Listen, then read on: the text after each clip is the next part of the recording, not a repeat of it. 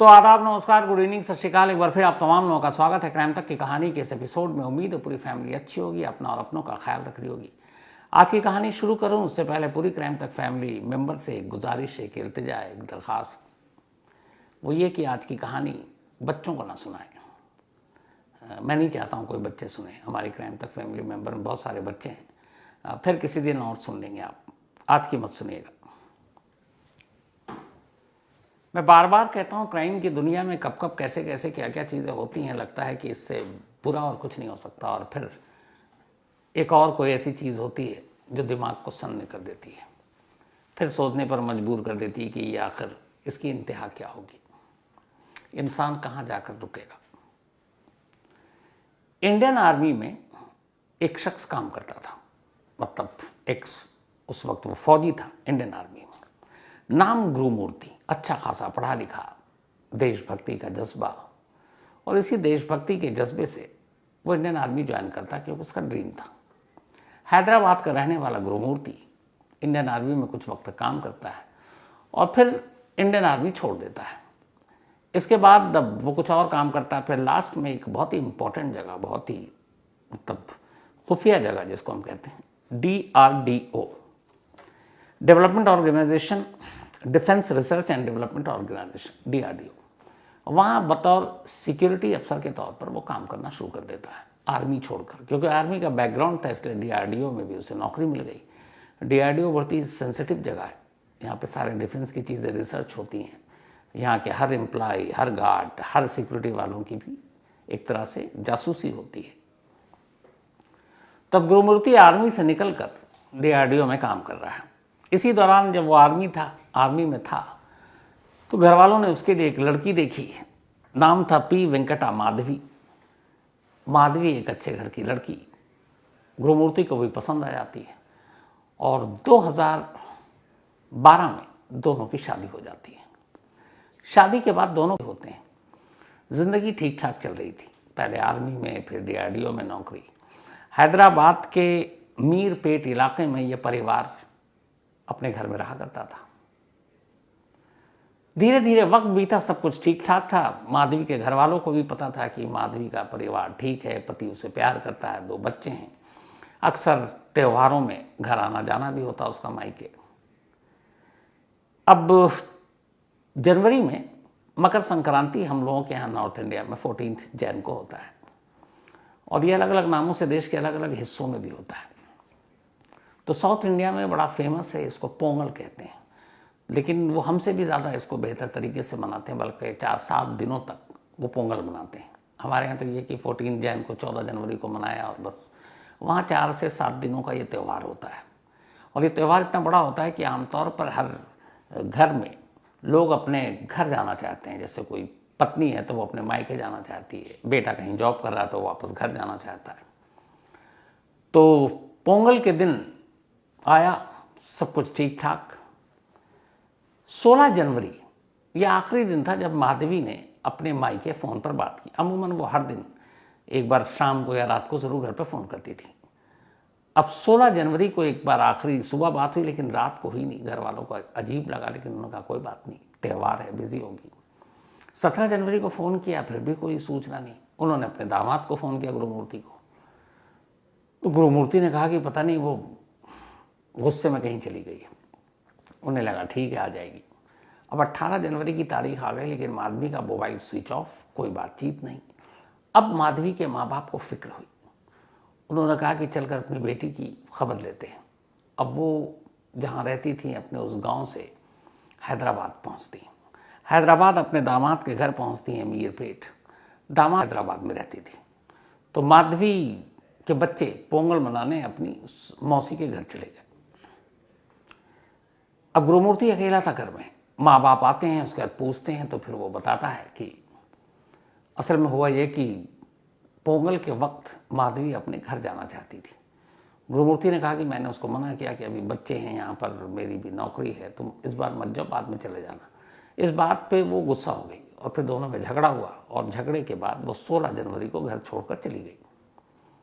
घर वालों ने कहा ऐसी बात थी तो आपको हमें बताना चाहिए था। उसने कहा मुझे लगा लौट आएगी, तो मैंने इतना सीरियस नहीं लिया। अब 18 जनवरी 2 दिन बीत गए थे। घर वाले आ चुके थे। उन्होंने कहा कि नहीं, अब तो कोई सुराग मिल नहीं रहा, तो चल के पुलिस में रिपोर्ट लिखाते हैं। तो गुरुमूर्ति ने कहा कि हाँ, मुझे भी फिक्र हो रही है, चलिए पुलिस स्टेशन चलते हैं, रिपोर्ट लिखाते हैं। अब माधवी के माँ बाप और इसी मीरपेट इलाके में जो लोकल पुलिस स्टेशन था इनके जुरिसडिक्शन में, वहाँ पहुँचते हैं और वहाँ जाकर पूरी रिपोर्ट लिखाते हैं। पुलिस रिपोर्ट लिखती है, पूछताछ करती है, फिर कहती है हम तफ्तीश कर रहे हैं। अब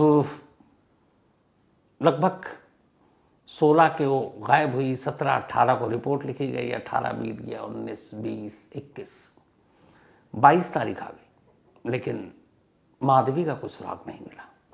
6 दिन हो चुके थे और पुलिस ने अपनी तरफ से भी पता करने की कोशिश की, कहीं कोई सुराग नहीं मिला। पहले पुलिस ने भी इस केस को हल्के में लिया, उसे लगा कि पति ने बताया था कि मायके नहीं जाने दिया, गुस्से में होगी तो किसी अपनी सहेली वहेली के घर चली गई होगी। लेकिन जब 6 दिन बीत गए तो अब पुलिस को भी फिक्र हुई कि कुछ गड़बड़ है। अब पुलिस ने सीरियसली इस केस की इन्वेस्टिगेशन शुरू की। 22 को उसने सारी जानकारी इकट्ठा की, फिर गुरुमूर्ति से दोबारा पूछताछ किया। बोला अच्छा बता हुआ क्या था।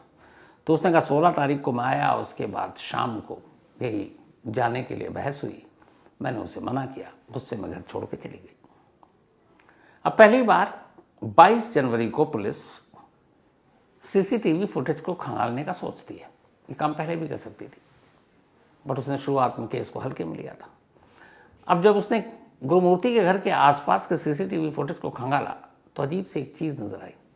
वो ये कि दिन में एक बार दोपहर से पहले माधवी घर से निकली और फिर घर की तरफ जाती हुई दिखाई दी, घर के अंदर जाती हुई दिखाई दी, लेकिन उसके बाद उस घर से माधवी कभी बाहर आई नहीं।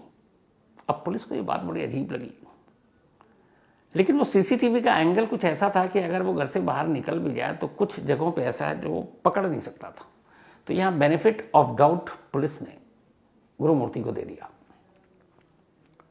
लेकिन पुलिस को अब शक हो रहा था कि अब जिसकी बीवी घर छोड़ के चली जाए और 16 को जाए और 18 तक वो कोई रिपोर्ट भी ना लिखाए, 18 को रिपोर्ट तब लिखाए जब इन लॉज उसके आ जाए, और फिर उन लॉज के साथ मिलके वो ढूंढ रहा। और इस दौरान में लगातार अगले 6 दिनों तक वो महादेवी के तमाम दोस्त, जितने जानकार, रिश्तेदार, पड़ोसी, हर एक के घर इन लॉज के साथ जाता, दिन भर ढूंढता अपनी बीवी को।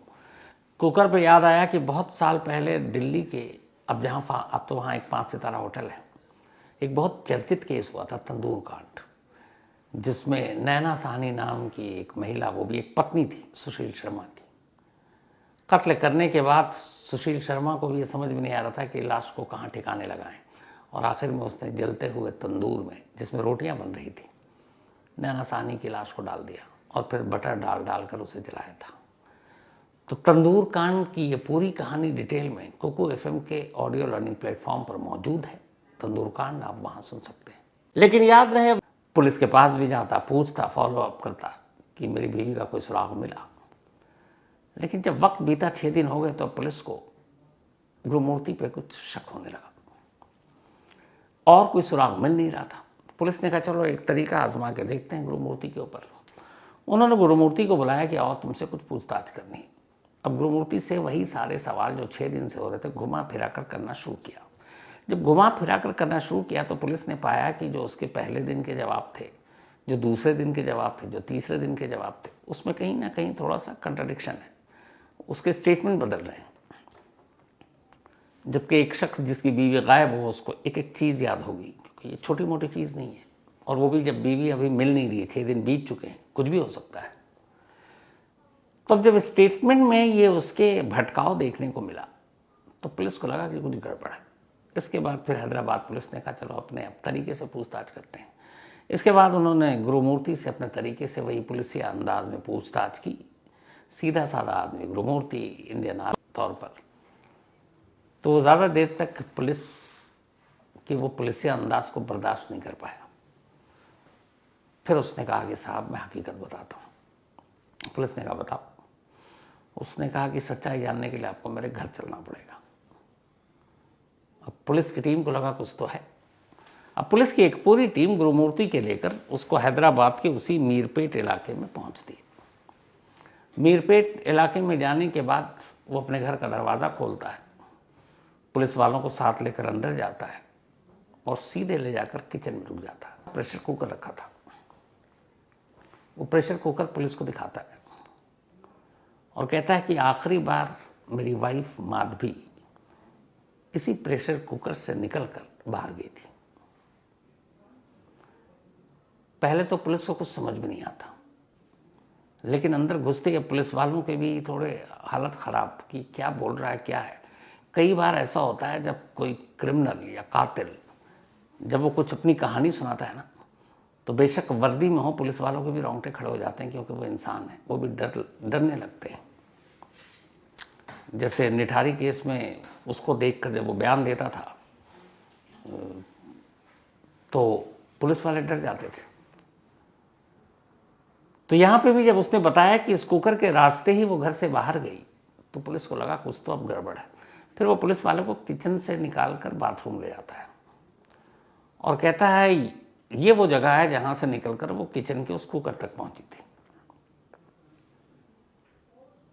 पहले तो ये लगा गुरुमूर्ति की पता नहीं मानसिक हालत, दिमागी हालत ठीक है कि नहीं। अब दोनों चीजें बताने के बाद वो पुलिस वालों को लेकर अपने घर से दूर एक नदी के पास ले जाता है और उस एक नदी का नाम भी है जो उसके घर के पास है। उससे नदी में यहाँ से किचन से निकलने के बाद माधवी इस नदी में आई है और उस नदी का नाम है जिले लाकुडा लेक। एक झील है लेकिन गहरी है, पानी काफी तेज है। 3 स्पॉट वो पुलिस को दिखा चुका। अब इसके बाद बारी थी उसको कहानी सुनाने की और फिर उसने पुलिस को कहानी सुनाई। उसने कहा कि मैं शाम को आया 16 जनवरी को घर में, तो मेरी बीवी से झगड़ा हुआ। उसने कहा झगड़े की वजह वही थी जो मैंने आपको सच बताया। वो पोंगल पे अपने घर जाना चाहती थी, मैंने उसे मना किया। इस पर उसने मुझे कुछ टोन मारा, कुछ बोला, मुझे गुस्सा आया। फिर मैंने उसका गला पकड़ा, उसने भी हाथापाई की और उसी गुस्से में मेरा हाथ उसके गले पे इतने जोर से कसा कि उसने दम तोड़ दिया। जब उसकी मौत हो गई तब मैं पहली बार घबराया। मुझे लगा ये मैंने क्या किया, और अब मुझे पुलिस कानून का खौफ आने लगा कि मेरे हाथ से एक मर्डर हो गया है। क्या होगा, मेरे बच्चे जानेंगे तो क्या होगा, लोग जानेंगे तो क्या होगा, जेल जाना पड़ेगा, जेल में पता नहीं क्या होगा। तो मैं अब लाश को रखकर कई घंटे तक सोचता रहा कि मैं करूं क्या। और जिस इलाके में मैं रहता था वहां से एक पूरी लाश को, एक डेड बॉडी को उठाकर घर से बाहर ले जाना और कहीं ठिकाने लगाना बड़ा मुश्किल काम था। तो मैं अब कई घंटे तक सिर्फ यही सोचता रहा कि इस लाश को करूं क्या और इस लाश से पीछा कैसे छोड़ूं। उसने कहा, तभी मुझे ख्याल आया कि अगर इस लाश को इस हाल में पहुंचा दूं कि शिनाख्ती ना हो पाए तो फिर कोई पकड़ भी नहीं पाएगा। दूसरा, इस लाश को इतने हिस्से कर दूं कि जब मैं बाहर लेकर जाऊं तो ये समझ ही भी नहीं आए कि कोई डेड बॉडी ले जा रहा है या किसी थैले में कोई सब्जी लेकर जा रहा है। ये आइडिया आते ही उसने लाश को बाथरूम में ले गया। वो बाथरूम में ले जाने के बाद उसने तेज धार हथियार से अब लाश के टुकड़े करने शुरू किए। वो लाश के छोटे छोटे टुकड़े करता और फिर उन्हें एक पॉलीथिन में रखता, पर उसे लगा कि ये कब तक करता रहूंगा और फिर कहीं बदबू ना आ जाए। तो उसे याद आया कि अगर इस लाश के टुकड़ों को उबाल दूं तो स्मेल नहीं आएगी और फिर शायद उबालने के बाद वो जो एक ह्यूमन बॉडी का पूरा एक शेप और बाकी चीज़ें वो भी पहचान में नहीं आएंगी। इत्तेफाक से उसके घर में एक बड़ा सा प्रेशर कुकर था। तो पहली किस्त में उसने लाश के छोटे टुकड़े किए, प्रेशर कुकर में डाला, उसे उबाला। उबालने के बाद उसे पॉलीथिन में डाला। इसके बाद धीरे धीरे वो अब लाश के टुकड़े करता जाता, प्रेशर कुकर में डालता जाता। 16 जनवरी से यह सिलसिला शुरू हुआ। 17 और 18 3 दिन 72 घंटे तक वो अपने घर में बैठकर लाश के टुकड़े करता रहा, उबालता रहा। इधर दोनों बच्चे 16 जनवरी को ही इत्तेफाक से जब ये मियाँ बीवी में झगड़ा हुआ, उससे पहले उसने मना कर दिया था कि तुम मैके नहीं जाओगी, तो उसने कहा कम से कम बच्चों को तो पोंगल मनाने दो। तो बच्चे अपनी बुआ मौसी के घर पहुंच गए थे। तो घर में कोई और था नहीं सिवाय पति पत्नी के, और उसे पता था कोई आएगा नहीं। तसल्ली से 72 घंटे तक उसने लाश के टुकड़े किए, प्रेशर कुकर में उबाला और फिर पॉलीथिन में डालता गया।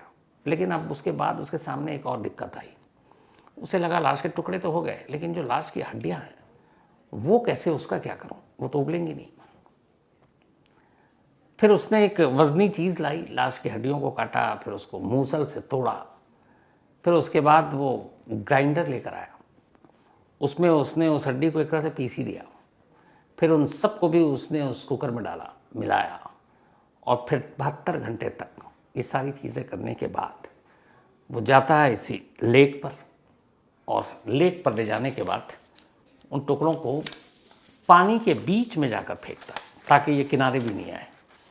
तो जिल्ले लाकुडा लेक, वहाँ ले जाकर फेंकता। 16, 17, 18 जनवरी तक उसने ये सारा काम कर दिया, और इत्तेफाक से 18 जनवरी को ही उसके इन-लॉज हैदराबाद के उसी घर में आ गए। लेकिन ये सारा काम करने के बाद उसने पूरे घर की एकदम तसल्ली से सफाई की, एक एक कोना को धो डाला, एक एक चीज़ साफ किया, प्रेशर कुकर साफ किया, और उसको वहीं किचन में ही रख दिया। और ये सारा कुछ करने के दौरान वो 3 दिनों तक उसी घर में आराम से रहा। अब इन-लॉज आए, उसके बाद रिपोर्ट हुई, खुद पुलिस के पास गया, सब कुछ ढूंढ रहा है जैसे वो बहुत परेशान है। अब जब उसने सारी चीज़ें बता दी तो फिर पुलिस की एक टीम डॉग स्क्वाड के साथ उसी लेक पर पहुंचती है। वहाँ तफ्तीश शुरू हो जाती है 22 से ही। लेकिन 24 घंटे से ज़्यादा हो गए हैं, कई गोताखोर भी उतारे गए, लाश का एक छोटा सा टुकड़ा भी पुलिस के हाथ नहीं लगा। अब उस लेक में बहुत सारी मछलियाँ, बड़ी बड़ी मछलियाँ भी, पुलिस को अंदेशा यही है कि जिस तरीके से बॉयल किया गया, फेंका गया, तो शायद लाश के टुकड़े मिले नहीं, हड्डियों के मिलने का सवाल नहीं पैदा होता, क्योंकि उसने उसको ग्राइंडर में पीस डाला। अब फॉरेंसिक की टीम पहुंची उसके घर पर, क्योंकि नंगी आंखों से देखने में घर से एक भी चीज़ नहीं मिली।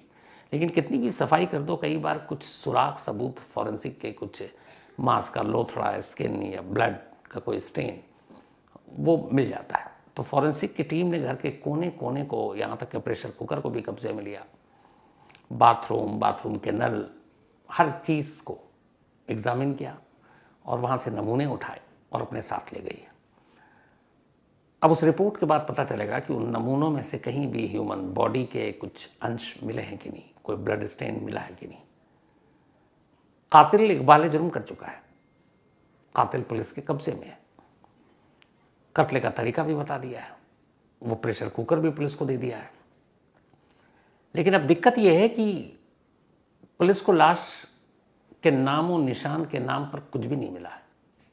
अब यहाँ सवाल यह कि अगर लाश का कोई टुकड़ा ना मिले, और फॉरेंसिक एक्सपर्ट्स की टीम जो घर में अब तक गई, जो छानबीन की, वहाँ से भी अगर सिर्फ ब्लड स्टेन या ऐसी कोई चीज़ छोटी मोटी मिल भी जाए, तो ये केस अदालत में कहाँ जाकर रुकेगा।